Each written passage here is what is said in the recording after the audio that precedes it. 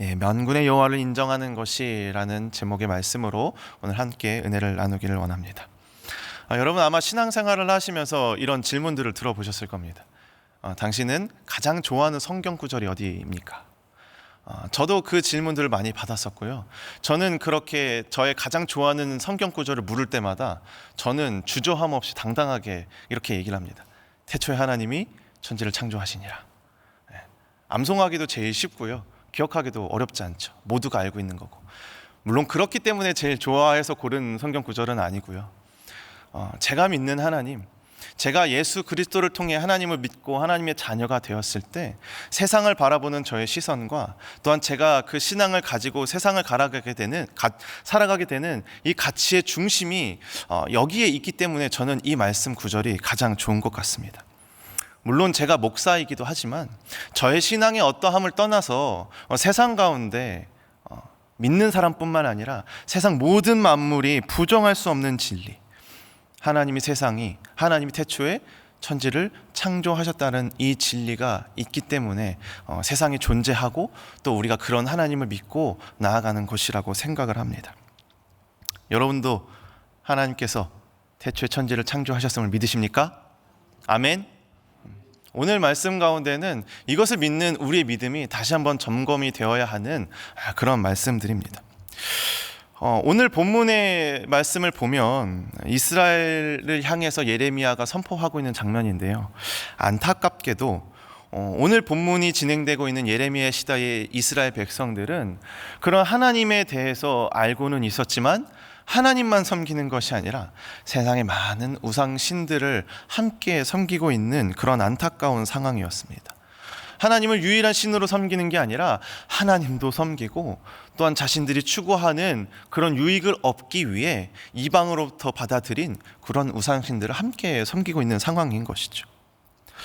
그렇게 예레미야 선지자는 지금 하나님의 민족으로서 선민으로서 하나님의 자녀로서 살아가야 되는 이 이스라엘 백성들이 그 중대한 진리, 하나님께서 세상을 창조하셨고 하나님만이 유일한 왕이시라는 그 중대한 진리가 흔들리고 있는 이 백성들을 향해서 들을지어다 라고 선포하며 하나님이 어떤 분이신지에 대해서 이야기를 하고 있습니다. 우리가 근데 여기서 한 가지 기억해야 될 것은 지금 오늘 말씀을 통해 예레미야는 하나님이 어떤 분이신지에 대해서 선포를 하고 있지만 지금 여기까지 이 시대까지 오기에 이스라엘 백성들이 하나님이 어떤 분이신지에 대해서 몰랐을까요? 지금 예레미야가 선포하고 있는 이 이야기들은 사실 이스라엘 백성들에겐 그다지 새로운 내용은 아니었습니다. 이미 그들의 역사 가운데 새겨져 있는 내용이었고요. 그들이 너무나도 잘 알고 있는 하나님에 대한 이야기였습니다. 그러나 그럼에도 불구하고 이스라엘 백성들은 여전히 또 넘어지고 쓰러지고 하나님을 배반하는 실수를 반복하고 있었다라는 것입니다. 하나님은 모세를 통해서 이스라엘 백성들을 처음 부르실 때 이렇게 부르셨습니다. 출애굽기 19장 5절과 6절 말씀인데요. 제가 읽어드리겠습니다. 세계가 다 내게 속하였나니 너희가 내 말을 듣고 내 언약을 지키면 너희는 모든 민족 중에 내 소유가 되겠고 너희는 내게 대하여 제사장 나라가 되며 거룩한 백성이 되리라. 너는 이 말을 이스라엘 자손에게 전할지니라. 하나님은 세계 모든 민족들을 위해서 제사를 드리고 하나님을 드러내고 하나님이 어떠한 분이신지를 선포하도록 이스라엘을 부르셨다라고 이야기를 하고 있습니다. 그리고 이들이 하나님의 백성으로서의 정체성, 하나님의 자녀로서의 삶에 대해서 어떻게 살아가야 되는지에 대해서는 십계명을 통해서 또 레위기와 그 율법들을 통해서 단단히 이스라엘 백성들에게 가르치고 또 가르치셨습니다. 그래서 하나님은 이스라엘 백성들이 어떻게 하길 원하셨습니까? 가나안 땅에 들어가서 그곳에 있는 문화 또는 이방 나라의 여러 하나님이 없이 살아가고 있는 그 세상 사람들의 문화 가운데 섞여들지 말고 물들지 말고 하나님을 믿고 하나님을 섬기는 하나님의 자녀로서의 가치를 세상 가운데 당당히 드러내도록 구별되고 거룩한 삶을 살라고 하나님이 이스라엘 백성들에게 말씀하고 가르치셨습니다. 그런데 오늘 2절 말씀에 예레미야 선지자가 지금 뭐라고 선포하고 있습니까? 여호와께서 이와 같이 말씀하시되 여러 나의 길을 배우지 말라. 이방 사람들은 하늘의 징조를 두려워하거니와 너희는 그것을 두려워하지 말라. 안타깝게 이 말씀은 앞으로 너희는 이렇게 해야 된다라고 하는 그런 교육적인 내용이 담긴 것이 아니라 이미 지금 잘못된 길을 한참 가고 있는 이스라엘 백성들의 잘못을 지적하고 있는 그런 말씀입니다. 여기서 말하고 있는 여러 나라의 길이라고 하는 것은 이방 나라들을 의미하는데요. 예레미야가 선지자로서 활동하던 시기는 남유다 요시야 왕 때입니다. 그리고 요시야 왕이 이스라엘을 다스리고 있던 시기는 우리가 너무나도 잘 알고 있는 애굽, 아수르, 바벨론, 정말 네로라 하는 대제국들이, 강대국들이 질비하고 주변에 존재하고 있던 그런 시대입니다. 그리고 그런 시대에는 이 나라가 섬기고 있는 왕과 나라가 섬기고 있는 이 신에 대한 인식들이 너무나도 강해서 그들이 강대하고 그들이 섬기고 있는 그런 신과 우상들을 보면서 주변에 있는 지역과 나라들이 영향을 받는 거예요. 그래서 우리도 저렇게 강대해지고 싶고 우리도 저렇게 잘 살고 싶기 때문에 저들의 문화를 받아들이고 우리도 더 잘 살고 싶은 마음에 자연스럽게 저들의 문화를 따라가게 된다라는 겁니다. 우리도 저렇게 하면 풍요해질 수 있어, 우리도 저렇게 하면 더 강력해질 수 있을 거야 라고 하는 그런 유혹들이 그들에게 들어왔던 것이고, 지금 이스라엘 백성들은 그러한 가운데 그런 이방신들을, 그런 우상신들을 열심히 섬기고 하나님을 외면하고 배반하고 있었다라는 것이죠. 그리고 지금 그들이 이방 나라에게 본받아 들여온 그 풍습들은 어떤 풍습들입니까? 하늘의 징조를 두려워하거니와 라고 이야기를 하고 있습니다. 우리가 알고 있는 일식, 월식, 달의 밝기, 별의 위치, 날씨의 변화, 이런 것들을 보면서, 이런 자연적인 현상들을 보면서 사람의 운명과 기륭화복을 점치는 그런 풍습들이 있었고요. 뿐만 아니라 3절부터 보면 여러 나라의 풍습이라면서 나오는 것들이 있습니다. 사람이 나무를 베서 깎아 만든 것, 은과 금을 꾸미면서 못질해서 고정시킨 것, 기둥처럼 생겨가지고 사람이 옮기지 않으면 움직일 수도 없는 그런 무력한 그러한 물체를 가지고 그것에 대해서 우리의 화와 복을 빌고 그것을 두려워하고 있는 우상의 문화, 우상의 풍습들, 이런 것들을 지금 하나님의 백성인 이스라엘 백성들이 자연스럽게 따라가고 있었다라는 것이죠. 그래서 예레미야는 이런 이스라엘 백성들을 보면서 이런 우상의 어리석음, 연약함에, 무능함에 대해서 설명하면서 13절과 14절에 이렇게 이야기를 하고 있습니다. 우리 오늘 본문 13절과 14절 말씀은 우리 함께 읽었으면 좋겠습니다. 시작. 그가 목소리를 내신즉 하늘에 많은 물이 생기나니 그는 땅 끝에서 구름이 오르게 하시며 비를 위하여 번개치게 하시며 그 곳간에서 바람을 내시거늘 사람마다 어리석고 무식하도다. 은장이마다 자기의 조각한 신상으로 말미암아 수치를 당하나니 이는 그가 부어 만든 우상은 거짓이요 그 속에 생기가 없음이라. 지금 너희가 두려워하고 인생을 점치고 있는 저 자연의 현상들은 결국은 하나님의 목소리, 하나님의 창조 아래 있는 것이고, 너희가 지금 화와 복을 비고 있는 저 우상들은 결국은 사람의 손에 의해서 조각된 것이고 거짓된 것이며 생기가 없는 것일 뿐이다 라고 그렇게 분명히 이야기를 하고 있습니다. 제 어린 시절 잠깐 이야기를 하자면, 저는 이제 부모님께서 시골 언덕에 있는 교회를 섬기고 계신 목사님이셨고요. 저는 이제 그렇게 시골에서 자란 그런 아이였습니다. 언덕 위에 이제 교회가 있기 때문에 이제 뒤에 연결된 언덕과 동산들을 막 돌아다니면서 노는 것이 이제 저의 일상이었는데, 하루는 그렇게 산을 타고 돌아다니던 중에 저희 집에서 멀지 않은 언덕 밑에, 그리고 논두렁과 인접해 있는 그런 사람이 잘 보이지 않는 곳에 어떤 작은 신당이 하나가 있는 것을 좀 발견을 했습니다. 평소에 잘 눈에 띄지 않는 곳에 있는 거라 너무 신기하고 뭔가 또 좀 스릴 있잖아요. 처음 발견하는 거라 두근두근하는 마음에 찾아갔는데, 거기에는 아주 허름한 신당 안에 돌로 조각된 신상 하나가 있는 거예요. 이제 너무 좀 어설픈 조각이었기 때문에 무슨 이목구비였는지 정확하게 기억은 나지 않지만 그냥 눈 파여 있고 코 하나 이렇게 서 있고 그 다음에 뭔가 앉아 있는 듯한 그런 돌 조각상이었습니다. 저는 이제 주일학교 시절부터 이제 강력한 신앙 교육을 받은 탓에 그 신상을 보자마자 뭔가 이제 적개심이 드는 거예요. 근데 이제 적개심이라면 다른 것들이 아니라 그냥 뭔가 이거를 어떻게 좀 해보고 싶은 마음들이 막 생겨나는 겁니다. 그리고 거기에 이제 제 어린 시절의 장난스러움이 좀 더해져서 어떻게든 이 신상을 좀 막 넘어뜨리고 싶은 거예요. 그래서 이제 막 열심히 발로 차고 밀고 하는데 꿈쩍도 하지 않죠. 이제 성인보다 조금 더 큰 크기의 이제 돌 신상이었거든요. 꿈쩍도 하지 않아서 막 여러모로 막 발로 차고 막 밀고 하는데 머리를 치는 순간 머리가 쓱 하고 흔들거리는 게 느껴지는 거예요. 그 알고 봤더니 이제 머리까지 통째로 이렇게 만들어진 석상이 아니라 이제 몸통 석상 따로 있고 거기에 이제 머리 또 굉장히 크게 만들어가지고 머리를 이렇게 올려놓은 그런 모양새더라고요. 그래가지고 열심히 미니까 조금씩 흔들려서 영차 하면서 밀다가 한번 세게 밀었더니 머리가 쿵 하고 옆에 떨어졌습니다. 그리고 그 머리를 그냥 내버려 둔 게 아니라 또 이걸 또 어떻게든 좀 하고 싶고 내가 이 우상을 무찔렀다라고 하는 게 좀 느껴지고 싶었나 봐요. 그래서 머리를 막 떼굴떼굴 굴려가지고 옆에 있는 논두렁에 콱 쳐박았어요. 저는 이제 그때는 저는 굉장히 승리감이 있었는데 이제 돌이켜 보면은 이제 논 주인분께 피해를 입혔다는 사실에 좀 반성이 되기는 하지만 그 어린 마음에는 이제 그렇게 했었습니다. 그리고 며칠 뒤에 이제 친구랑 이제 동산을 또 이렇게 막 산을 타면서 놀다가 문득 그 신상이 또 생각이 나가지고 또 찾아갔어요. 또 찾아갔는데 리모델링을 하고 있더라고요. 근데 뭐 거창한 건 아니고 벽돌을 이제 몇 개를 다시 쌓는 수준이었어. 그래서 그 이제 신당을 다시 가까이 찾아가가지고 이제 그 신당 안에 있는 신상을 찾아가 봤더니 그 신상이 어떻게 되어 있었을까요? 머리가 와서 다시 딱 올려져 있는 거예요. 근데 그냥 머리가 붙어 있었으면은 저도 하고 혹하는 마음이 있었겠지만 그 사람이 목에 기부스하는 거 있잖아요. 신상이 시멘트로 목에 이렇게 기부스하는 것처럼 이렇게 시멘트가 이렇게 발려져 있더라고요. 너무 우스꽝스러운 모습인 거예요. 이거 누가 주워다가 목 떨어지지 말라고 시멘트를 발라놨구나. 그래서 옆에서 돌을 주워가지고 이 시멘트도 좀 어떻게 해보고 싶어서 막 긁고 톡톡 쳐보고 했는데 꿈쩍도 안 하더라고요.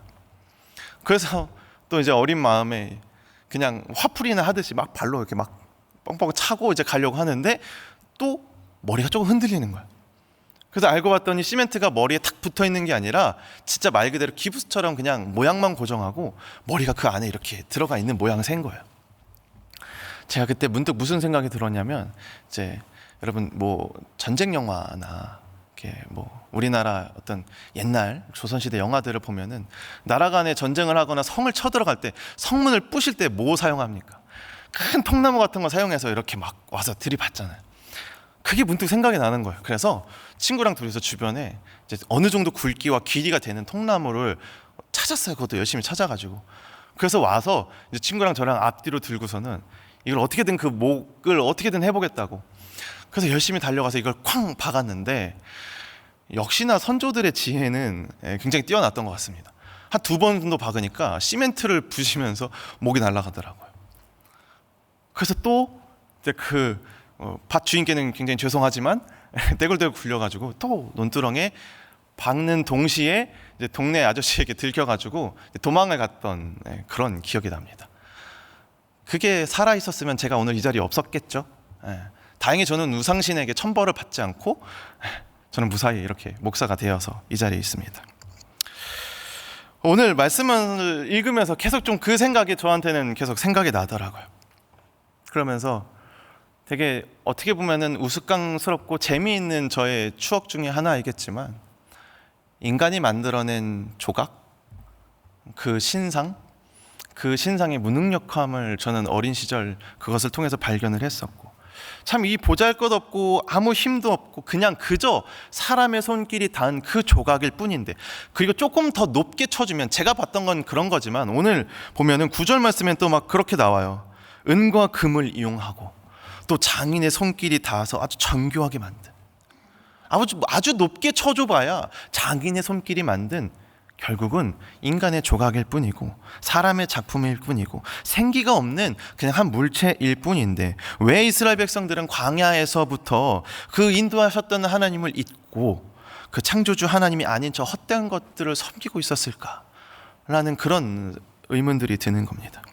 시편 78편에 보면 이스라엘 백성들이 지난날에 어떤 어리석은 모습들을 했었는지에 대해서 이야기를 하고 있는데, 그 일부인 15절부터 17절까지의 말씀을 우리가 또 같이 한번 읽어봤으면 좋겠습니다.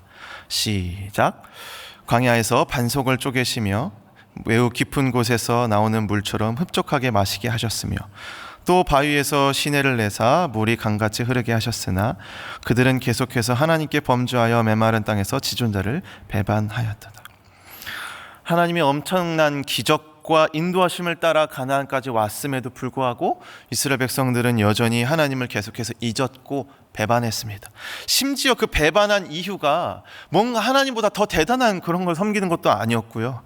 그냥 하나님이 창조하셨던 해와 달과 별, 그 움직임을 더 두려워하고 하나님께 기도하고 하나님을 의지하기보다 그저 사람이 만든, 기술공이 만든 그 조각상, 말도 못하고 사람이 움직이지 않으면 움직일 수 없는 그런 기둥 같은 그런 물체들에게 복을 빌었던 겁니다.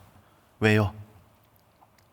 지금 당장 그것들이 나에게 더 큰 유익을 줄 거라는 믿음이 있었기 때문입니다. 그래서 예레미야 선지자는 이런 이스라엘 백성들의 어리석음을 지적하면서 8절에서 이렇게 얘기합니다. 그들은 다 무지하고 어리석은 것이니 우상의 가르침은 나무뿐이라. 우상의 가르침은 나무뿐이라. 우상이라고 하는 조각을 만드는 데 들어가는 원재료로 나무가 가장 많이 쓰였습니다. 나무는 사람에게 배임을 당하고 꺾임을 당하고 깎임을 당하고 아무것도 할 수 없는 존재, 그저 사람의 손길에 의해서 변할 수밖에 없고 움직이지 못하는 그런 무기력한 존재, 그것에게 가르침을 청하고 그것에게 복을 빌고 있는 사람들의 그런 어리석음에 대해서, 그런 무능력함에 대해서 지금 예레미야는 얘기를 하고 있는 것이죠. 근데 제가 지난 5월에 이제 성지 순례를 다녀왔었는데요. 그때 이제 마사다 국립공원이라는 곳을 지날 때쯤 굉장히 광야랑 비슷한 곳을 지날 때가 있었습니다. 근데 하필 한 열흘 중에 딱 그날의 날씨만 온도가 41도, 정점일 땐 42도까지 올라가는 날씨였습니다.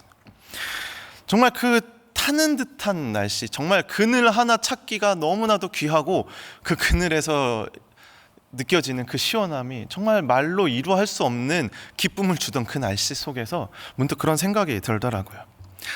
광야에서 계속해서 하나님께 불평하고 물을 주고 풍요를 주는 우상신을 자꾸 섬기려고 했던 이스라엘 백성들의 그 모습이, 그 이스라엘의 부족함, 그 이스라엘의 연약함, 그 민족의 어리석음이 아니라 결국은 인간의 연약함이었구나라는 사실이 좀 문득 생각이 났습니다.